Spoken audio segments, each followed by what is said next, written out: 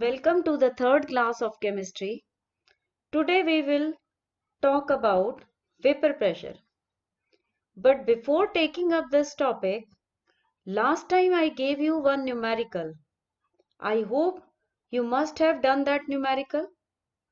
Let us see the solution to that numerical first.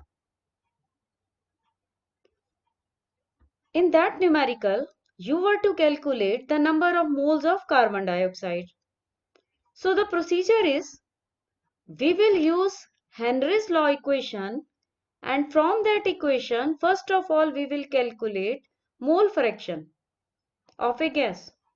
Now we know the formula of mole fraction. Mole fraction can be calculated using this formula, number of moles of carbon dioxide upon number of moles of carbon dioxide plus water. But since number of moles of carbon dioxide is negligible as compared to water, so we have reduced the formula. Now volume of water was given to us. Density it is taken to be 1. So the mass of water becomes 500 gram. So the number of moles of water will become 27.78, and with the help of that you can calculate the number of moles of carbon dioxide. Now let us start with the topic vapor pressure. In this chapter we are to take the vapor pressure of liquid solutions. Liquid solution means solvent is liquid, but the solute can be solid, liquid or gas. Generally the liquid solvent is volatile, but the solute may or may not be volatile. First we will take the vapor pressure of liquid solutions. Liquid means the two components, both of them are liquids.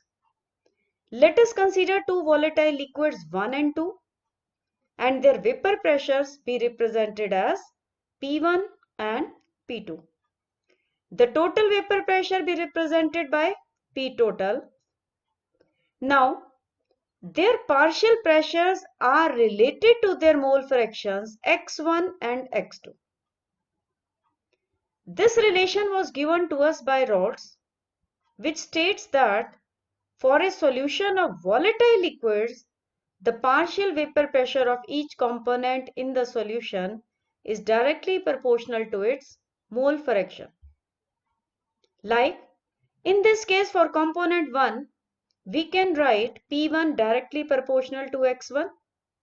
Changing the sign of proportionality to equality, we can write P1 will be equal to P1 naught into x1, where P1 naught is vapor pressure of pure component 1. Similarly, you may write for component 2 also. It will be P2 equals to P2 naught into x2.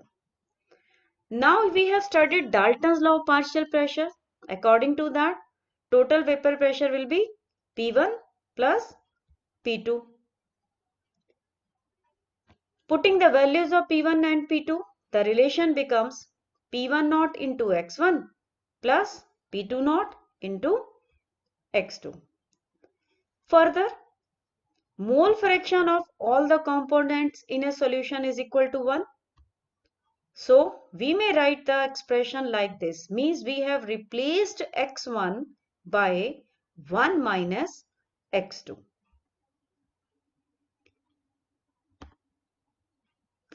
Now if you plot a graph between vapor pressure on y-axis and mole fraction on x-axis, the graph will be like this. So what do you conclude from the graph? The total vapor pressure can be related to mole fraction of any one component. Here we have taken x2, means mole fraction of a solute.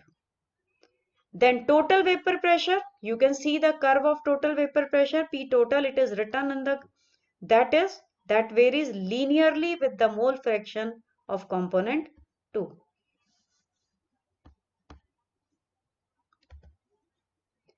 Depending upon the vapor pressure of pure components 1 and 2, the total vapor pressure may increase, may decrease.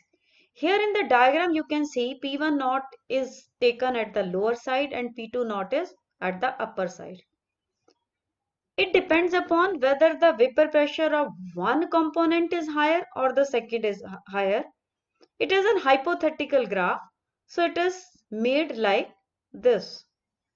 Now, if we consider the mole fraction as vapor phase, then using the law, Dalton's law of partial pressures, it becomes P1 equals to Y1 into P total and P2 equals to Y2 into P total. Now, vapor pressure of liquid solid solutions. Liquid solid means, so now the solute is solid. If you are adding non-volatile solute, it is observed that vapor pressure of the solvent decreases. You can see the diagram. In the diagram A, the molecules of pure solvent are seen. Whereas in diagram B, there are green molecules, they are of solute. Now you know evaporation is a surface phenomena. Now some of the surface has been occupied by solute particles. So therefore, escaping tendency of the solvent molecules will decrease and so vapor pressure will decrease. This decrease in vapor pressure depends upon quantity of non-volatile solute and not on its nature. For this, also we can write the Raoult's law as the vapor pressure of each volatile component in the solution is directly proportional to its mole fraction. Now we had already read this formula P total equals to P1 plus P2. Here if component 1 is a liquid and 2 be the non-volatile solute, in that case P2 will be 0.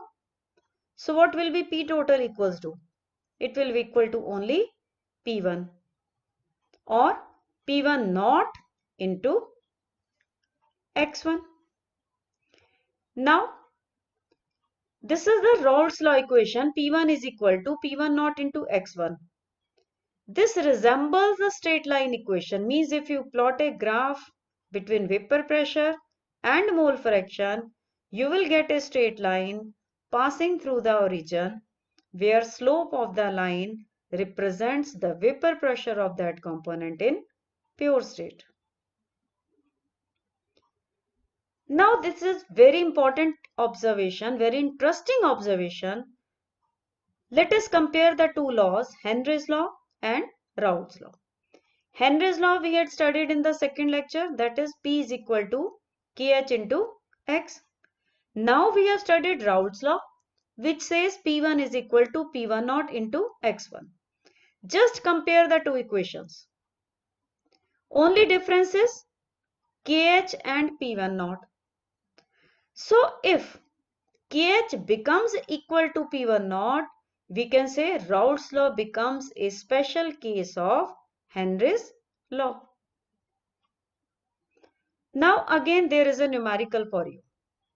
Vapor pressure of chloroform and dichloromethane are given to you. You are to calculate vapor pressure of the solution. Prepared by mixing these two components, you are also to calculate mole fraction of each component in the vapor phase. I am just giving you the hint how to solve this numerical. First, you will calculate the mole fraction of both the components. We have read about the formula how to calculate the mole fraction. So you can calculate the mole fraction of both.